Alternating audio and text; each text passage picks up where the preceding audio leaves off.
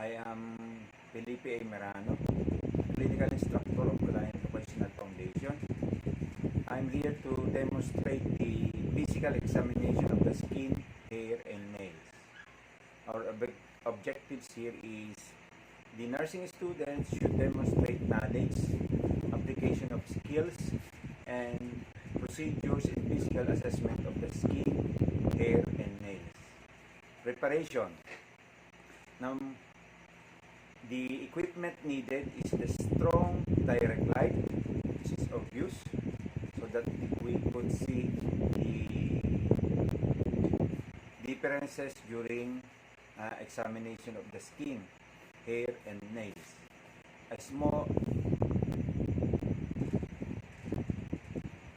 Here are the small tapes. Okay, you can use rulers. The pen light. You need to check if this is functioning before using. The tongue depressor, the gloves, and magnifying glass. And if needed, you need to wear gown, especially when if the patient case is contaminated or contagious or having a contagious disease.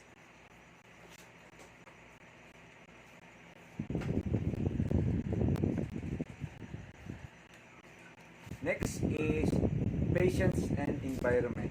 You need to explain the procedures to the patient and position the client on appropriate position, and ask the patient to undress if necessary if you want to examine the whole parts of the body from posterior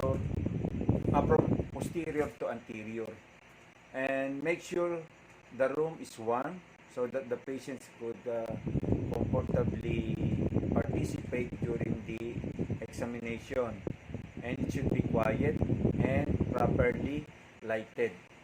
Ensure that the patient's privacy, okay, and wash your hands. At this point, we will use sanitation because of the COVID-19, and at the same time we will wear proper gloves. So make sure your gloves fit to your hand. For me, the size of my hands is 7.5.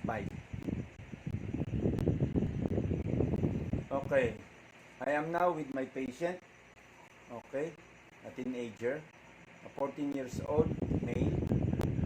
We will going to assess the skin, hair, and nails of this young boy. Okay, we need to obtain health history. So during the procedure, you need to question the patient, to ask the patient about his health condition, ask him the problem, the chief complaint. Okay, in this case, the young boy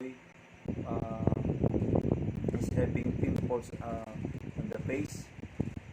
And next, conduct a complete physical examination after obtaining health history. Then, know the person's normal color of the skin. So as you can see, okay, the young boy is having dark skin. Okay, you need to determine those colors and begin by examining hands and fingers and nails to accustom the client for touching.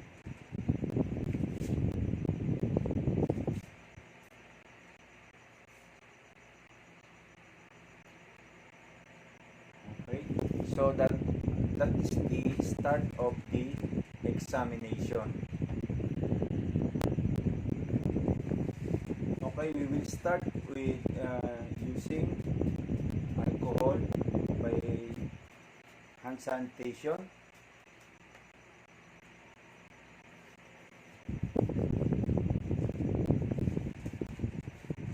You can do hand washing as well if hand sanitation is not available. Then wear gloves. When you open the sterile gloves, there is right and left.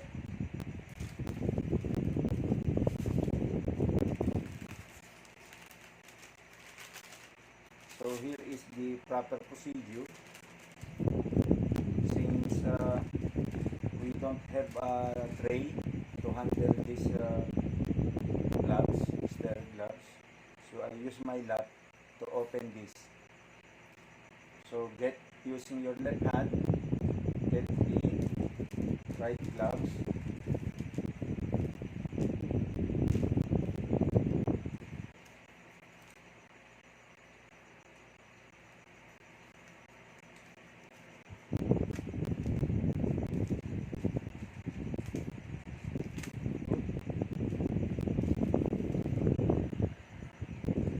That one is an old one. You should not use that. So you need to change your gloves again so that your procedure will be corrected. So I use another 7.0.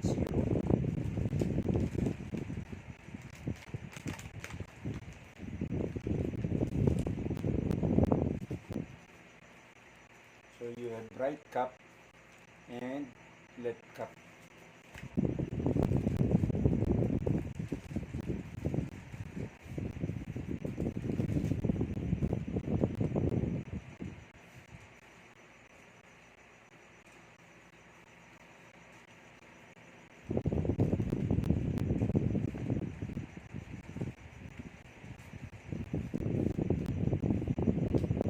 Make sure the sterile part should not touch your skin.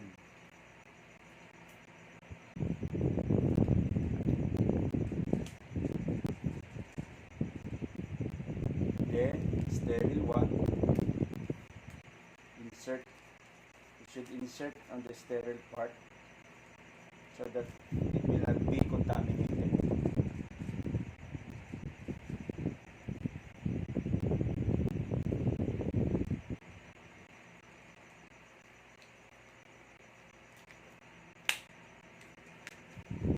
Then arrange it accordingly.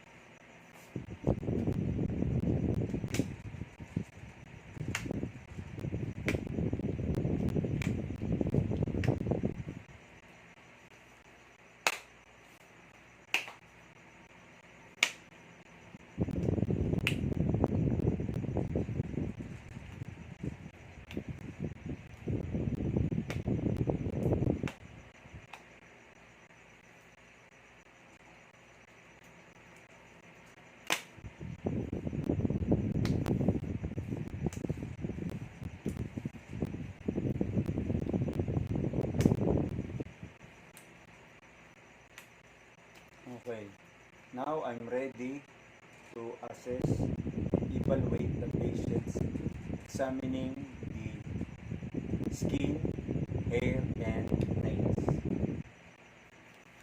So set aside this one.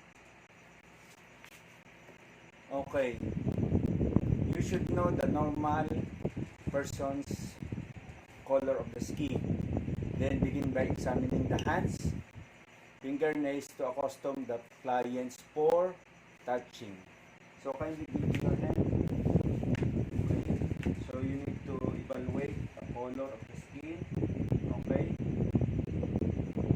Then the nail beds. Okay.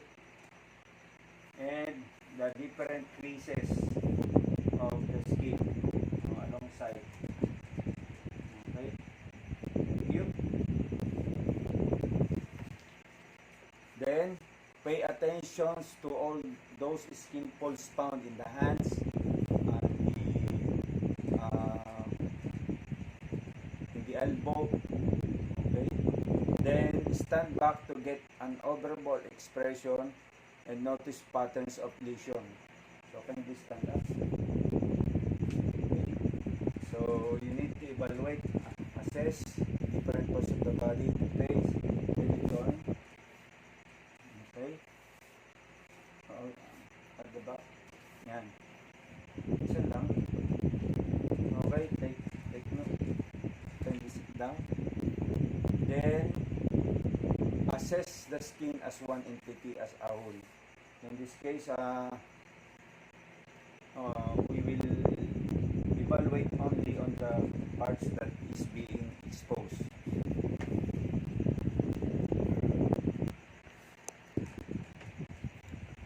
Inspect and palpate the skin. Inspection. What's the purpose of inspection?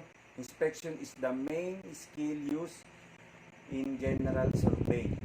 So observing the clients in a close focus manner using vision and smell.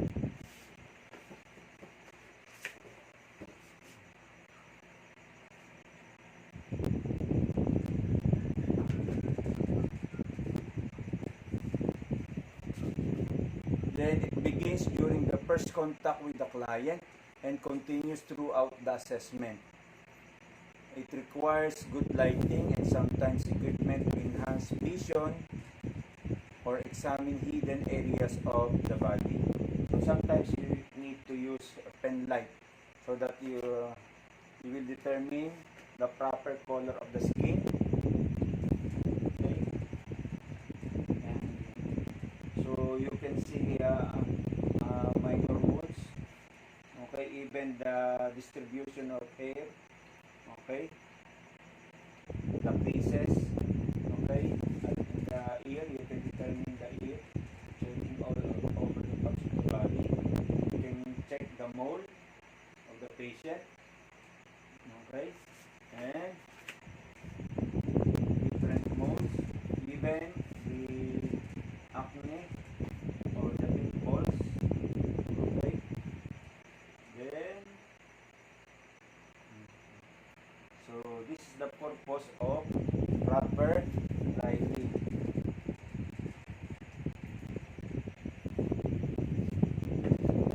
It provides information about body parts, color, size, location, and movement, texture, and symmetry, odor, etc.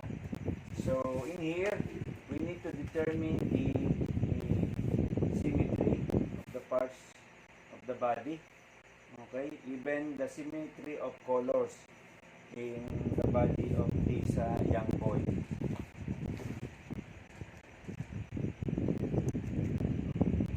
Okay, you need to inspect the skin for color. While inspecting skin coloration, note any odors emanating from the skin, thickness, symmetry, bruises, scars, scratches, wounds, unusual marks, and presence of skin lesion or edema. Edema usually found in the legs, okay, sometimes in the arms, okay. Then colors varies from pinkish tan or ruddy dark tan or bright light to dark brown, and many have yellow or olive overtones.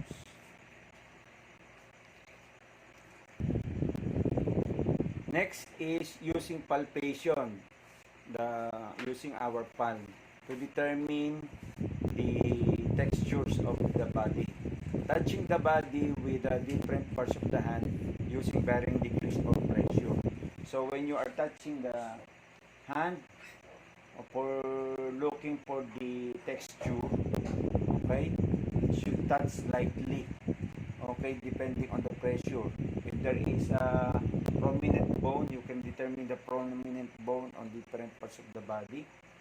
Okay, if there is a tenderness when you hold the hands of the patient or any parts of the body, you will feel the tenderness. Particularly, the patients will react on that. It provides information about body organs, the size and shape, moisture, temperature, pulsation. Okay, here's the pulsation. Okay, and vibration, position, consistency, and tenderness.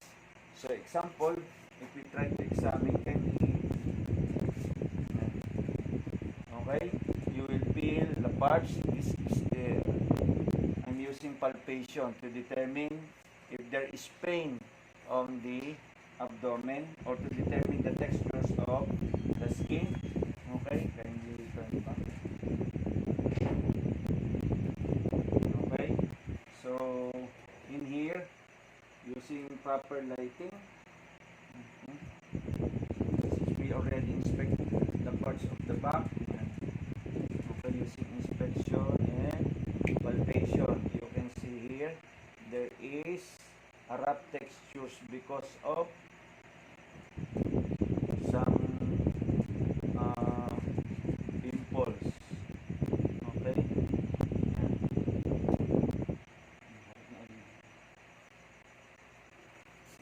Okay. You need also to palpate the skin for the moisture. Okay. Perspiration, especially normally or on the face, hands, and axilla. So in here, in our case, the patient is having pimples. It is slightly dry, no moisture. We found on the patient face.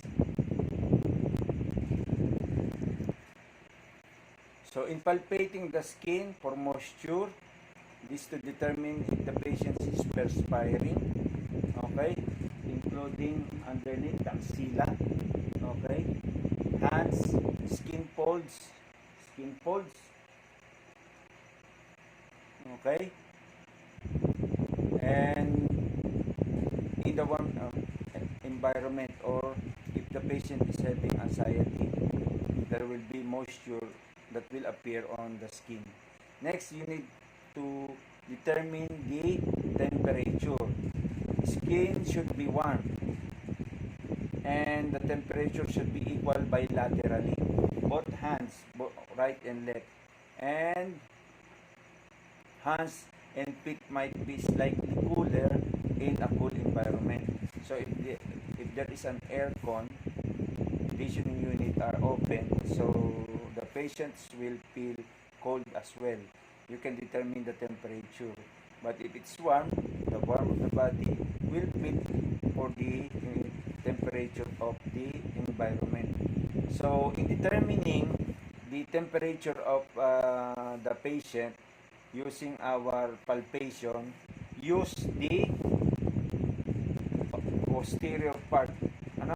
So use this part, the back of your hand, to determine if the patient is having high temperature.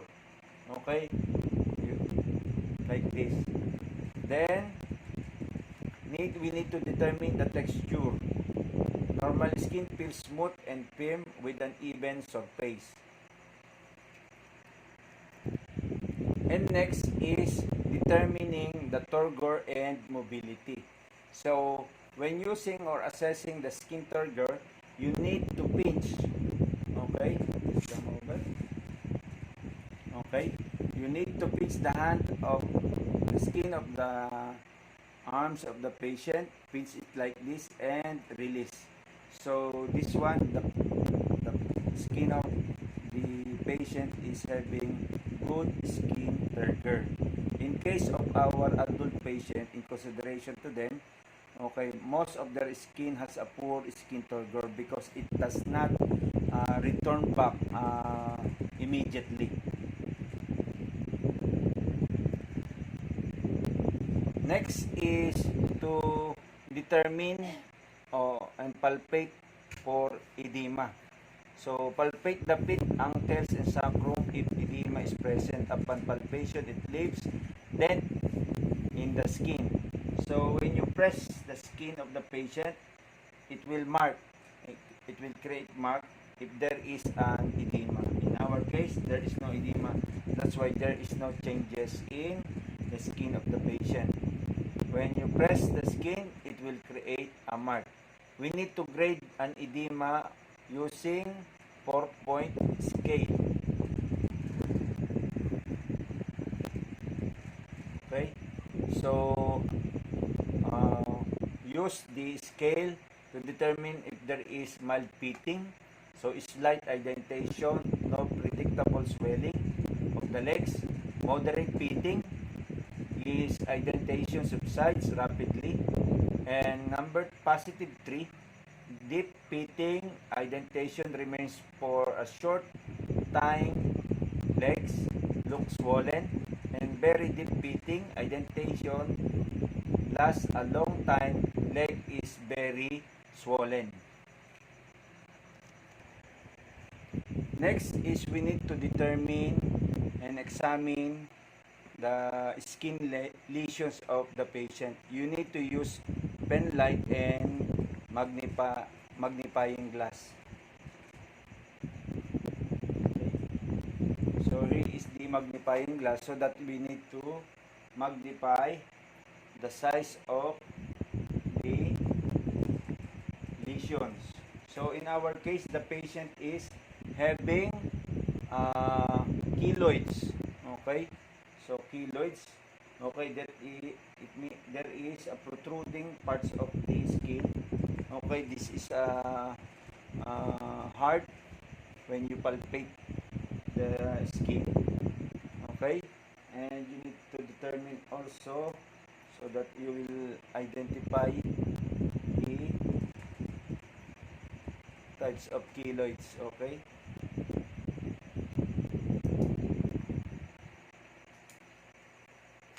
So, in the inspection of lesion, you need to determine the location and distribution in the body. So, this is a single keloid in the patient, and we need to determine also the size. Okay, in trying to inspect the size of the patient. The size of the patient's keloid. So, it almost 1 inches. So, medyo malaki. Okay. Thank you, boy. During examinations of the lesions, you need to determine also the content and the border. In content, you need to determine the solid mass or fluid exudates if there is. In our case, keloids, there is no fluid exudates, but there is a solid mass. In the border, we have a regular border because keloids is formed mass of the skin. Then palpate the skin lesion, you need to use gloves. Okay, and on the palpate the lesions between the thumb. Okay, so that to determine the content of the lesions.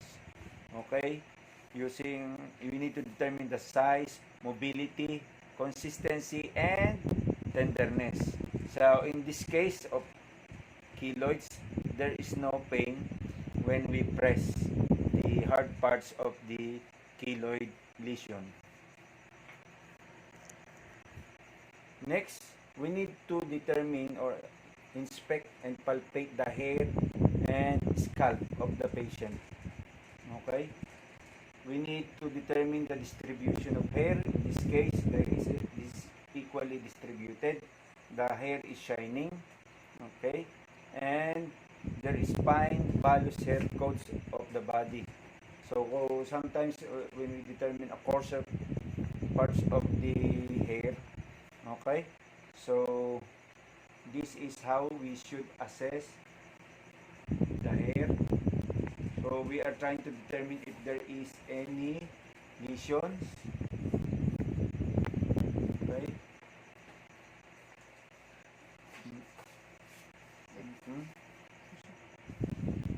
Pain? There is pain?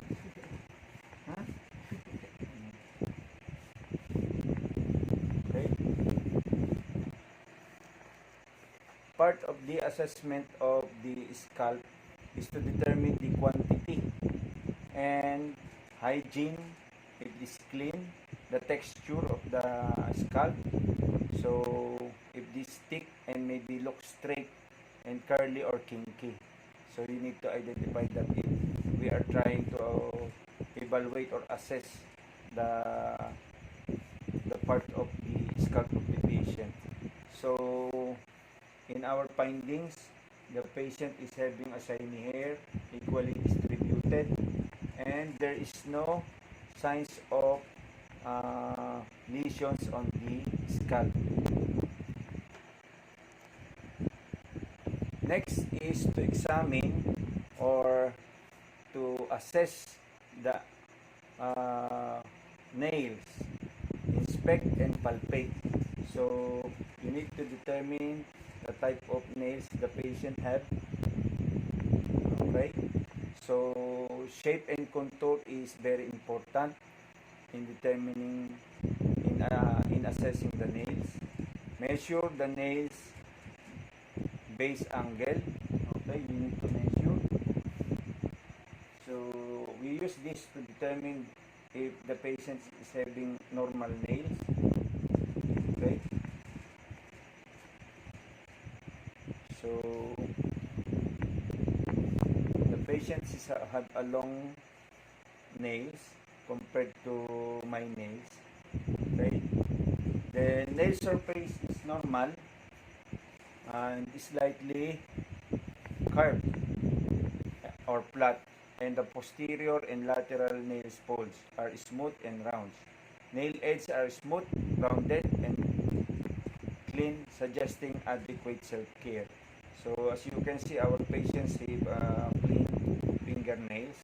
It means the patient is performing proper hygiene for himself.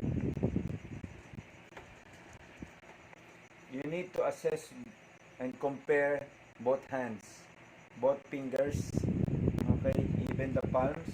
You need to differentiate what's the difference between the two. Next, we need to know the capillary refill test. So this test is used to monitor the hydration, blood supply, and depress the nail edge to blunt and then release, noting the return of blood. So